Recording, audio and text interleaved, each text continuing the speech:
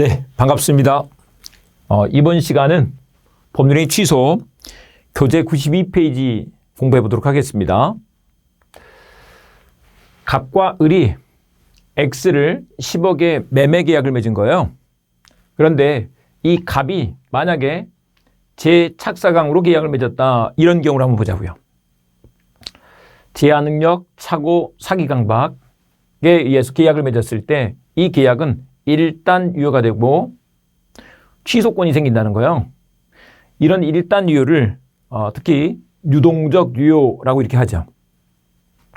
근데 유동적 유효는 이것을 취소를 하면 처음부터 무효가 되고 추인을 하면 확정적 유효가 되는데, 이제 취소할 때 취소권자 상대방 효과 이런 문제가 있고, 추인을 할 때는 임의 추인, 법정 추인 또는 취소권의 단기 소멸 이런 것들이 있는데, 이 유동적 유효와 관련해서 봐보면 우리 이제 유동적 무효에 비교해서 한번 봐보면 금방 이해가 됩니다.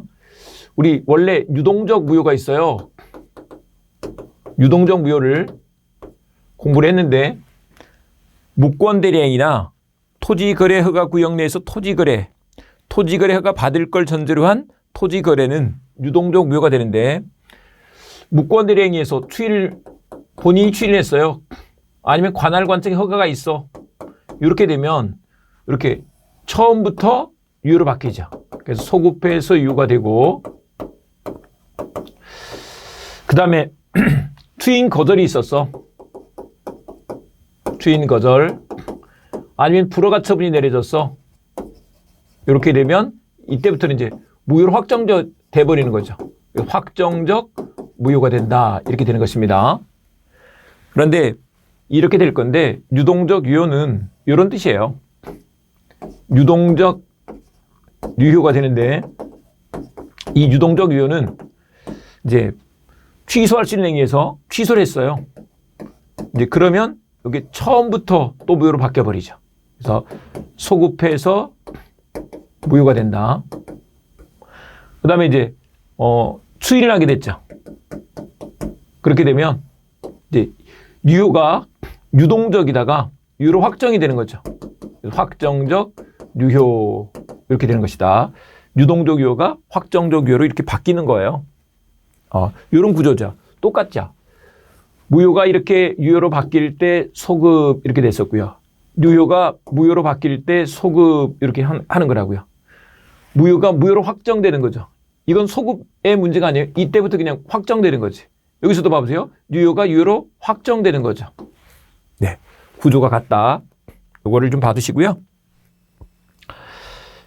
근데 이제 먼저 이 취소가 되는 과정들을 봐볼 건데, 그게 취소권 문제로 나타나요.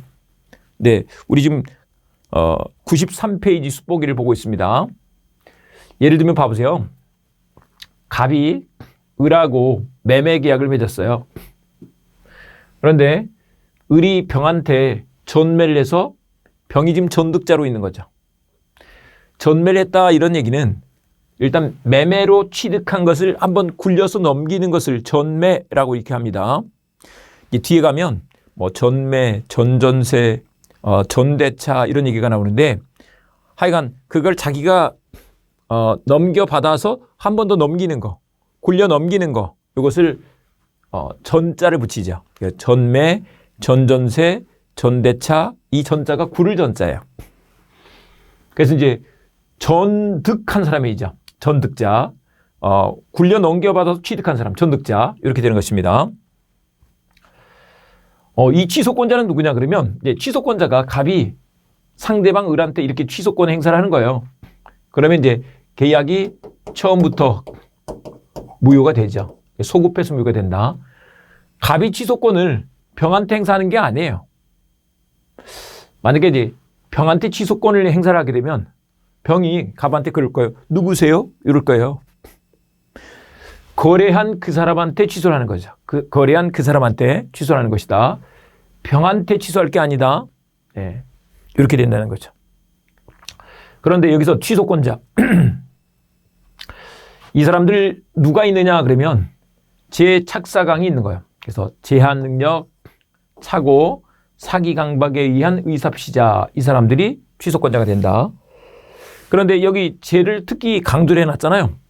이제 우리 제한 능력자 그러면 미성한이 있는데 미성년자, 피성년 우견인, 피한정 우견이 있는데 특히 미성년자 중심으로 한번 봐볼게요.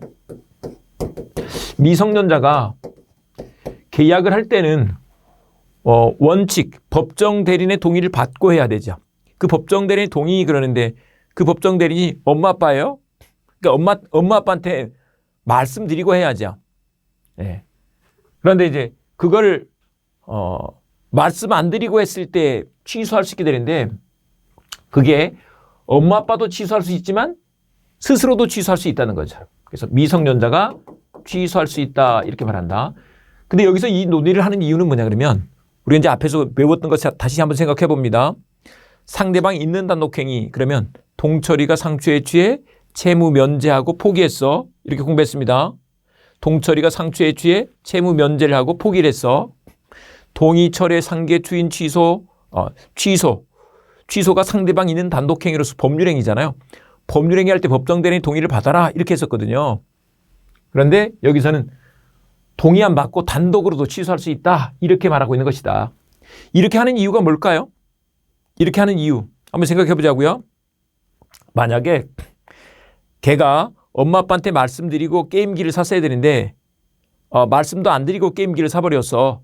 네, 그렇게 되면 취소할 수 있는 게 맞죠. 근데 만약에 그 취소를 할 때 엄마 아빠한테 말씀드리고 취소를 해야 된다. 그러면 걔가 게임기 산 걸 얘기를 하겠냐고요. 근데 게임기를 사고 생각을 해보니까 그 자리에서 생각해보니까 이 엄마한테 혼날 것 같네. 또 아빠한테 혼날 것 같네. 그래서 취소하는 거 이건 잘하는 거잖아요. 그러니까 이런 것은 단독으로 취소할 수 있도록 해주는 게 필요한 거죠. 이거하고 달리 나중에 이제 추인이 있는데 추인도 상대방이 있는 단독행위죠.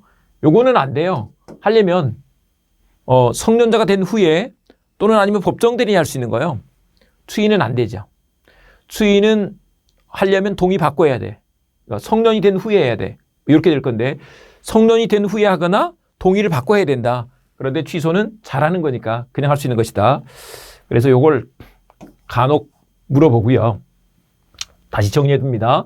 미성년자가 단독으로 취소할 수는 있어. 추인은 안 돼. 그런데 이제 대리인과 관련해서 대리인이 있는데 법정 대리인 고유의 취소권이 있는 거예요. 그런데 임의 대리는 고유의 취소권이 없다는 거죠. 취소권이 없어. 하려면 별도의 수권이 있어야 된다. 이렇게 말한다. 별도의 수권이 있어야 돼. 그 얘기가 뭐냐 그러면 이제 우리가 대리편에서 공부한 거 생각해 보자고요. 대리인이 우리 취해서 처분할 수 없다 그랬었죠. 취소권, 해제권, 처분권 이런 건 없다고요. 취소권, 해제권, 처분권 없어. 하려면 별도의 수권을 받아야 돼. 예를 들면 대리인이 계약을 하면서 착오로 사기 강박을 당해서 계약을 맺었어. 그러면 취소할 수 있게 되는데 그걸 만약에 대리인이 스스로 취소를 해버린다. 그러면 사장님이 네가 사장해라 이렇게 나온다니까요. 네가 사장해라. 그러면 안 되잖아요. 그러니까 하려면 사장님이 취소하세요라고 할 때 그때 취소할 수 있는 거죠. 그런 것을 별도의 수권이라고 한다.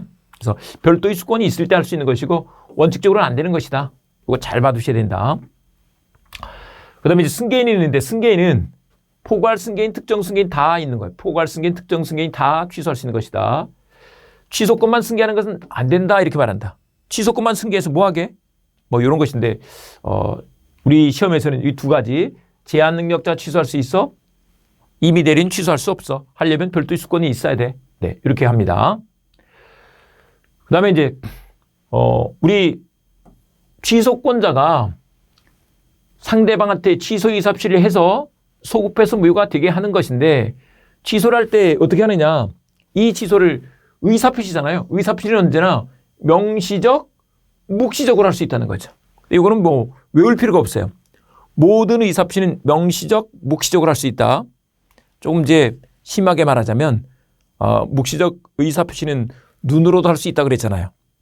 눈으로도 할 수 있고 분위기로도 할 수 있는 것인데 좀 더 정확하게는 어떤 행동 속에 취소 의사표시가 포함되어 있는 거예요.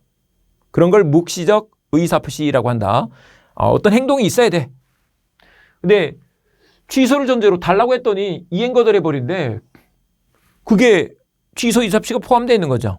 아니면 취소를 전제로 해서 부당이득 반환 청구를 한대. 근데 부당이득 반환 청구 이런 거 한번 생각해 보자고요. 아니 할 거면 원래 취소하고 부당이득 반환 청구를 해야 되는데 취소하지 않고 바로 부당이득 반환 청구를 해버린대. 그 말 자체는 취소하겠다 하는 것이 이 부당이득 반환 청구 속에 들어가 있는 거죠. 네, 이렇게 인정되고요. 그다음에 이제 일부 취소 문제도 있는데 이 일부 취소는 1분가일 때 인정된다 이렇게 말한다. 1분가일 때. 이게 우리 일부무효에서 공부를 했었죠. 일부무효일 때 전부무효가 원칙인데 예외적으로 1분가면 법률행위 일체성 및 분할 가능성 그리고 가정적 의사로서 의혹이 있으면 그때 일부무효가 된다 그랬는데 일부 취소도 그 규정을 유추해서 이렇게 한다. 그래서 법률행위 일체성 그리고 분할 가능성 가정적 의사로서 의혹이 있을 때 일부 취소가 가능하다. 법조문에 없기 때문에 유추 적용 문제가 있는 거예요. 네, 이렇게 되고요. 근데 이제 취소를 할 때 다시 앞에 그림 생각해 봅니다. 병 이렇게 있는데 취소권자가 갑이 되고 상대방은 을이 된다 이거예요. 취소 이사실 이렇게 한다는 것이죠. 나 취소하겠습니다 이렇게 되는 거예요. 취소를 했는데 그러면 이제 봐보세요. 이 사람이 소유자가 아니게 되니까 그럼 원칙적으로 보면 병은 소유권 취득할 수 없어야 되잖아요. 그런데 이제 제3자 보호 규정이 있어요. 그러면 보호가 되죠. 근데 제3자 보호 규정이 따로 없는 거예요. 그럼 안 되는 거죠. 그건 이제 우리 좀 이따 보겠습니다. 그래서 갑이 을한테 취소를 하는 거지 병한테 취소할 것이 아니다. 그래서 상대방 을한테 취소를 해야지 전득자 병한테 취소할 것이 아니다. 그렇게 하면 전득자가 누구세요? 라고 한다니까요. 누구세요? 그러면 안 되죠. 그래서 을한테 해야 된다. 그 사람. 네, 이렇게 되겠습니다. 그 다음에 이제 취소를 했을 때 취소를 하게 되면 처음부터 무효가 되죠. 근데 처음부터 무효가 되면 어떻게 되느냐? 이때 이제 만약에 이행 전이라면 이행할 의무가 없죠. 이행할 필요가 없죠. 그런데 이제 이행한 후야. 그러면 원래 계약이 유효일 때는 그걸 받은 것이 정당하죠. 그래서 갖고 있는 게 정당해요. 다시 말씀드립니다. 여러분들이 지금 갖고 있는 책, 볼펜, 노트, 가방, 핸드폰, 뭐 옷, 아니면 집까지 다 마찬가지죠. 그런 것이 내가 지금 갖고 있는 것이 정당한 이유는 내가 그걸 정당하게 돈을 주고 샀기 때문인 거죠. 정당하기 때문에 그런 거예요. 근데 만약에 그 계약이 무효다. 그러면 갖고 있는 게 정당하지 않죠. 그게 부당이득이다.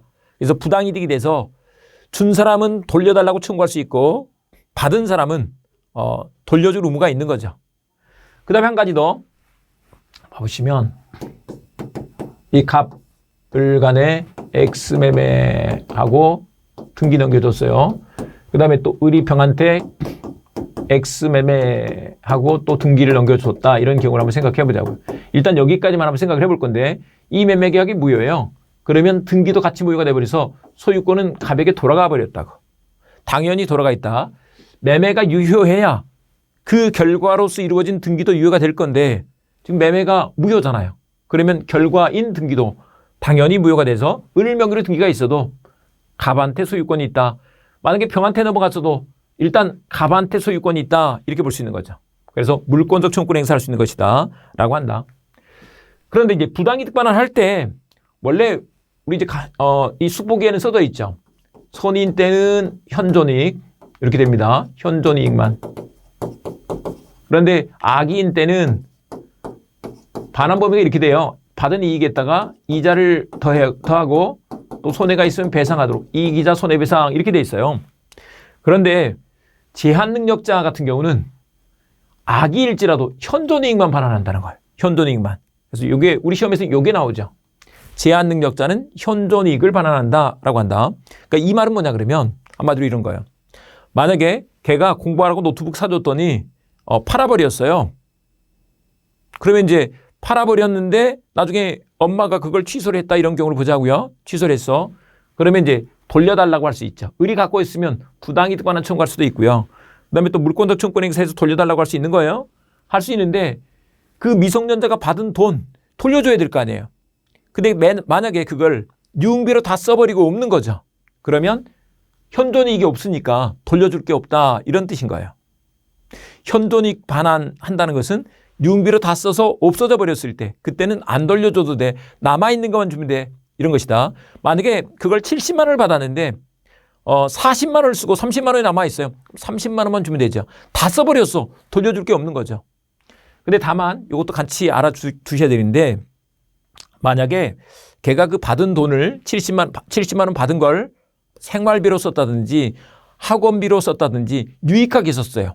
그러면 이익이 현존하는 것으로 인정을 해주죠. 바뀌어서 있는 것으로 보는 거예요. 원래 쓸 돈을 안 썼다든지 아니면 걔가 무슨 뭐 다른 오토바이를 사가지고 갖고 있어. 그러면 오토바이로 물건이 바뀌어서 있는 거죠. 그러니까 그때는 현존이익이 있는 것이기 때문에 줘야 된다 이렇게 말한다. 그 다음에 이제 물권적 청구권 행사하는데 물권적 청구권은 갑이 을한테 행사할 수 있죠. 그리고 병한테도 행사할 수 있는 거예요. 이렇게 될 건데 이게 우리 이제 봐보세요. 제착사강이 있어서 제한능력, 착오, 사기, 강박으로 나누어서 우리 착사강은 제3자 보호 규정이 있죠. 그래서 선의 제3자 보호 규정이 있잖아요. 선의 제3자를 보호해줘. 그래서 만약에 병이 선의 제3자가 되면 보호가 되죠. 선의 제3자에게 대항하지 못한다. 이거 한번 우리 무효편에서 공부했었는데 비통착사강 이렇게 공부했잖아요. 비통착사강 여기는 손해 제3자 보호 규정이 있어서 보호가 된다. 그런데 제한능력자로서 만약에 갑이 취소를 했어요. 그러면 제3자 보호 규정이 없어요. 그래서 병이 선일일지라도 갑이 달라고 하면 줘야 된다. 이런 얘기가 됩니다. 제3자가 보호가 되지 않는다. 이런 걸 보고서 우리 민법은 사회적 약자인 제한능력자를 보호하고자 하고 있다. 제한능력자 보호를 우선시하고 있는 거죠. 네, 그렇게 되겠습니다. 제3자가 보호가 안 된다. 네, 이렇게 봐주시면 되죠. 그 다음에 이제 취소권 소멸 편으로 가실 건데요. 취소권 소멸과 관련해서는 앞에 잠깐 봤습니다만은 취소권이 이제 없어져 버리니까 유효로 확정돼 버리는 거예요. 더 이상 취소할 수가 없잖아요. 그러면 이제 유동적 유효가 유효로 확정돼 버리는 거예요. 확정적 유효가 되는 것이다. 그런 것으로 이미 추인, 취소할 수 있는 추인이 있으면 그렇게 된다. 추인은 추후의 그 행위를 인정하는 거예요. 추인, 추후 인정 이렇게 된다. 그다음에 이제 일정한 경우에는 추인한 것으로 법에서 정한 경우들이 있죠. 법정 추인 이렇게 된다. 그다음에 이제 취소권의 단기 소멸로서 제척 기간이 또 있다. 이걸 차례대로 이제 봐갈 것입니다. 그러면 어쨌거나 유효로 확정돼서 더 이상 취소할 수 없다. 네, 이렇게 될 것입니다.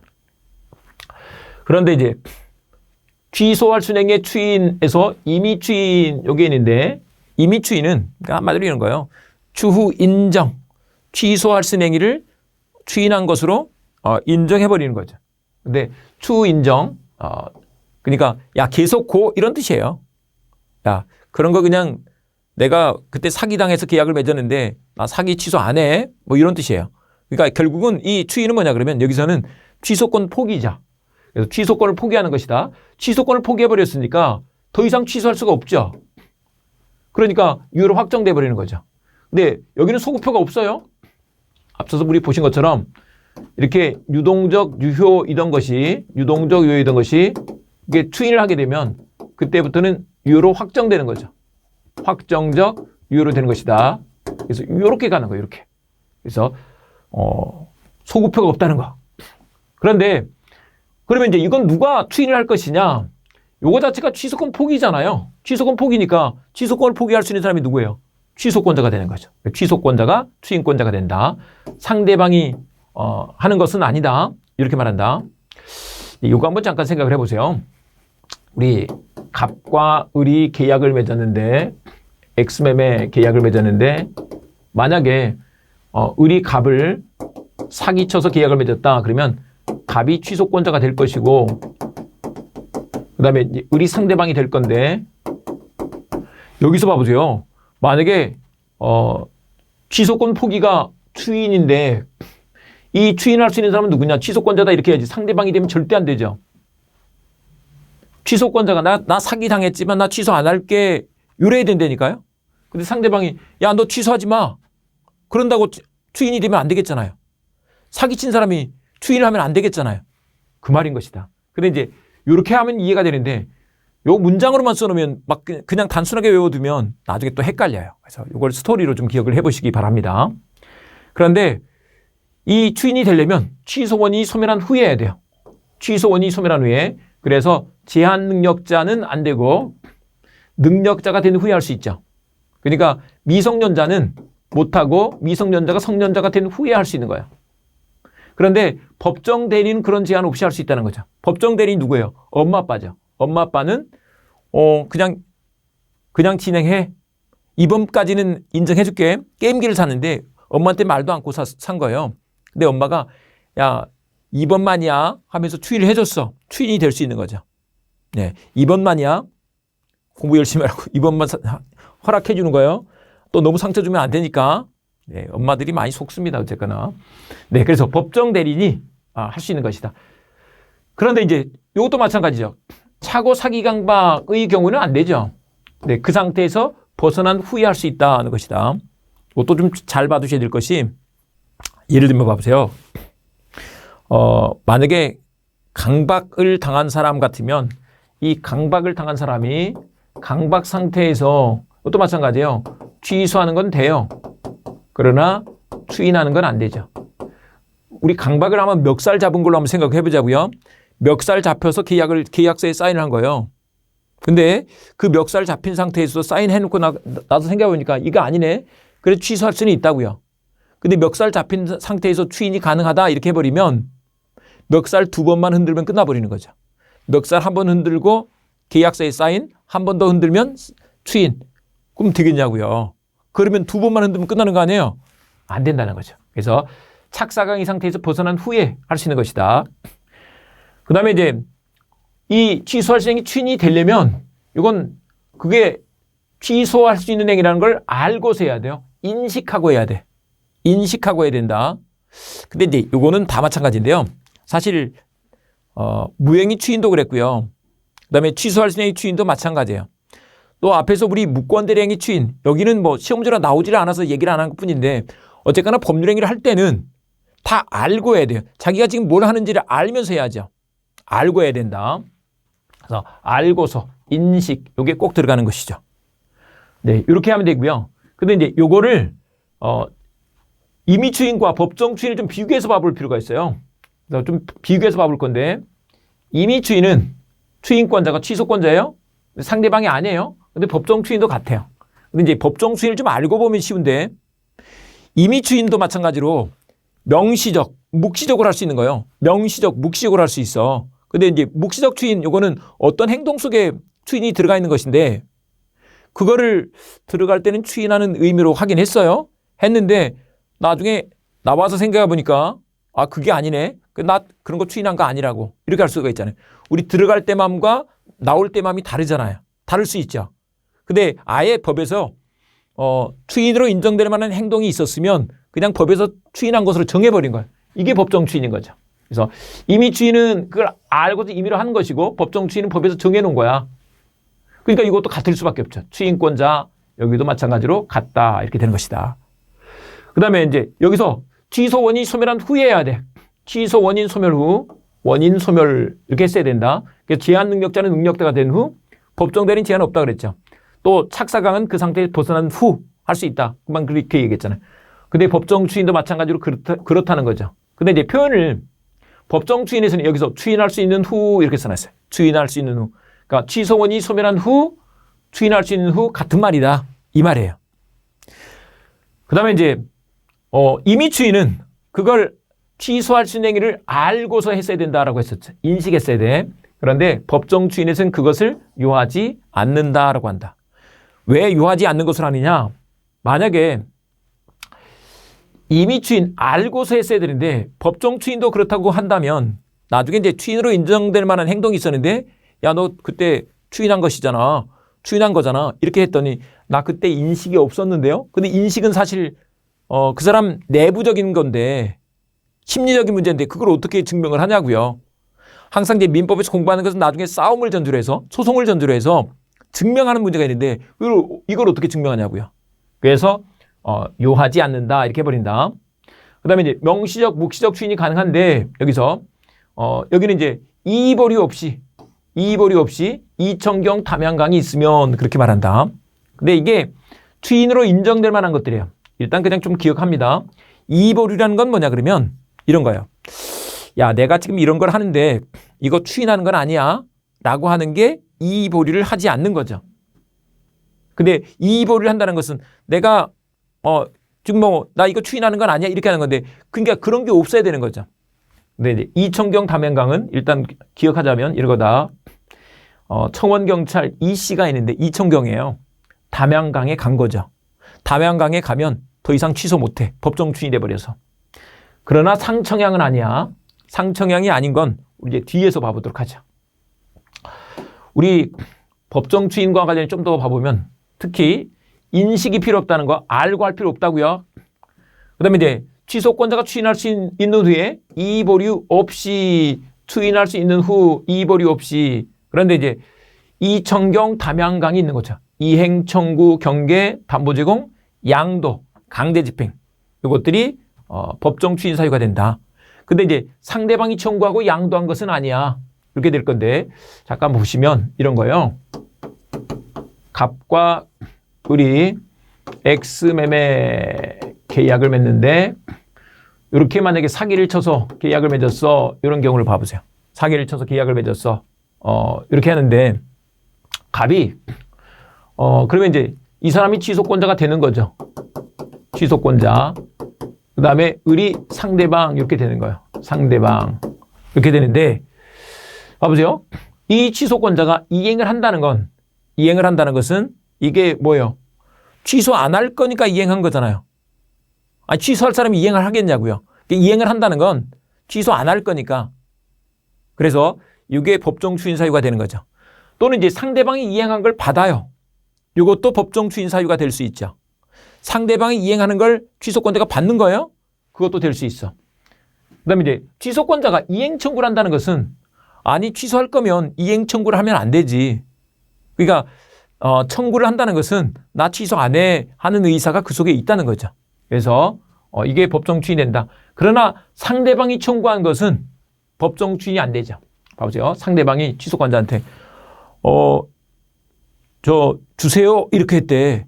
그게 만약에 법정 추인해 버리면 아주 사기꾼들 세상이 되죠. 봐보세요. 이 사람 사기 쳐놓고 주세요 그랬더니 법정 추인해 버린대. 그러면 이렇게 하면 돼요. 만약에 이게 된다면 사기꾼은 사기 쳐서 계약서 쓰는 순간 바로 현장에서 주세요. 그럼 법정 추인 끝나버렸잖아요. 말이 안 되잖아요. 그러니까 취소권자가 주세요 하는 것은 법정 추인 되는 게 맞죠. 근데 상대방이 하는 건 아니라는 거죠. 또 한 가지 더 경계는 이제 여기도 잠깐 우리가 한 번에 설명하니까 말씀드려 보겠습니다. 만약에 X라는 채무가 있어요. 돈 1,000만 원을 줄 채무가 있는데 요거를 이렇게 바꾸는 거예요. 예를 들면 갑과 을 간에 이걸 Y라는 채무로 바꿔. 요걸 경계라고 한다. 경계는 우리 경자가 기록 경신할 때 이 바꾸는 거죠. 그다음에 이제 개는 고치는 거예요. X를 Y로 고쳐. X가 취소할 수 있는 건데 Y로 바꾼다는 것은 이걸 취소하지 않겠다는 의사가 그 속에 들어가 있는 거잖아요. 그거다. 경계 그렇다. 그다음에 이제 취소권자가 담보 제공을 하는 거. 담보 제공하는 게 법정 추인이 되죠. 근데 상대방이 담보 제공하는 걸 받는 것도 마찬가지예요. 예, 되죠. 그다음에 이제 취소권자가 양도하는 거. 요거는 법정 추인이 되는 게 맞죠. 그래서 만약에 봐보세요. 갑이 돈 받을 권리가 있는데 그것을 다른 사람한테 양도를 했대. 그 말은 이걸 만약에 취소해버리면 그 권리가 없어져 버리는 거잖아요. 그러니까 딴 사람한테 양도한다는 것은 그걸 취소하지 않겠다는 의사가 그 속에 들어가 있는 거죠. 근데 만약에 이제 상대방이 양도한 게 법정 추인이 된다 그러면 또 이것도 마찬가지예요. 이 사람은 사기쳐서 계약 맺어놓고 그 권리를 양도해버려. 아예 그러면 아마 사기꾼이 양도 받을 사람 구해놓고 사기칠 수도 있어요. 양도 받을 사람 구해놓고 그러면 법정 추인이 돼버리는 거잖아요. 양도하면 끝나버리잖아요. 그러니까 그러면 안 되지. 상대방이 청구하는 건 안 돼. 상대방이 양도하는 것도 안 되는 거예요. 시험 문제 이렇게 나오니까 이걸 외워놔야 돼요. 상청양 X 이렇게 외워둬야 된다. 그 다음에 이제 강제 집행이 있어요. 강제 집행. 취소권자가 강제 집행을 하거나 상대방이 하는 강제집행을 받거나 받고 있는 것도 마찬가지야. 근데 강제집행을 계속 받고 있다는 것은 사실 자기가 소송에서 이의 제기를 할 수 있는데 가만히 있다는 거거든요. 그러니까 취소하지 않을 거기 때문에 그냥 있는 거예요. 네, 그래서 이런 것들은 법정 추인이 된다는 것입니다. 그 다음에 이제 취소권의 단기 소멸 이걸 봐볼 건데요. 취소권의 단기 소멸은 이런 거예요. 개념이 취소권이 일정 기간 3년 또는 10년간만 있다가 그 기간이 지나면 소멸해 버리는 거. 특히 이런 것을 제척 기간이라고 한다. 제척 기간은 그 권리가 이 기간 동안 있다가 지나가면 제거, 배척돼 버린다는 거야. 제거, 배척되는 기간이 제척 기간이다 이렇게 말한다. 그런데 이제 그게 언제냐? 추인할 수 있는 날로부터 3년, 법률행위를 한 날로부터 10년 내에 행사를 해야 돼. 3년과 10년, 추인할 수 있는 날로부터 3년, 법률행위 있는 날로부터 10년, 법률행위 한 날로부터 10년. 근데 이제 두 기간 가운데 먼저 경고한 기간에 취소권이 소멸한다라고 한다. 그리고 이 제척 기간은 직권조사항이다 이렇게 말하는데 직권조사항인 것은 이게 만약에 봐보세요. 실컷 취소할 수 있는지 없는지를 다 조사를 했는데 나중에 봤더니 이미 3년, 10년이 지나가 버렸대. 그러면 쓸데없는 짓이잖아요. 그러니까 이런 취소 사건이 문제가 되면 법원에서 알아서 먼저 조사를 해본다 이런 거죠. 할 수 있는 거야. 우리 이제 계속 공부하지만 이게 직권조사항이 아니면 당사자가 주장할 때만 고려해야죠. 근데 이 경우는 주장하지 않아도 법원이 알아서 조사한다 이런 얘기다. 근데 이제 3년과 10년 중에서 여러분들이 다 처음 보시는 분들은 잘 모를 수 있는데 어떤 게 먼저 지나갈까? 그러면 3년이 먼저 아니야? 이렇게 생각할 수가 있죠. 근데 꼭 그런 게 아니고 두 기간 가운데 어떤 게 먼저 경고할지 모르는 거죠. 봐보세요. 만약에 10살 생일날 게임기를 샀어요. 그러면 걔는 언제부터 추인할 수 있느냐 그러면 성년이 돼야 되죠. 그러니까 19세부터 추인을 할 수가 있어요. 그러니까 추인할 수 있는 날부터 3년이니까 그렇습니다. 19세부터 19, 20, 21, 21세까지 할 수 있는 거죠. 할 수 있는데 만약에 이제 21세 지나고 22세 생일이 되면 취소권 소멸해버리는 거야. 취소권 소멸 이렇게 되는 것이다. 근데 한편 10살부터 10년은 언제냐 그러면 20살이죠. 20살까지 할 수 있는 거야. 그래서 21살 되면 21살 생일날 되면 취소권이 소멸해버리는 거죠. 그러면 여기는 10년이 더 빠르잖아요. 요게 더 빠르죠. 요게 10년이 더 빠르다. 그러니까 이렇게 될 것이고요. 만약에 이게 17세 생일날 그랬다 이런 경우를 한번 생각해 보자고요. 17세 생일도 어쨌거나 얘는 19살 돼야지 할 수 있는 것이니까 추인할 수 있는 것이니까 21세까지. 그래서 22세 되면 끝날 건데 이때부터 10년이 27세잖아요. 그러니까 이때는 3년이 더 빠르네.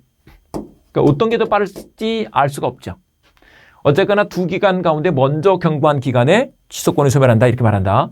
근데 여기는 계산할 문제는 안 나와요. 그러니까 이해를 돕기 위해서 제가 이렇게 설명해 드렸지 계산할 문제는 안 나와. 3년, 10년만 알면 되고 두 기간 가운데 먼저 경고한 기간에 취소권이 소멸한다. 이것만 알고 가시면 돼요.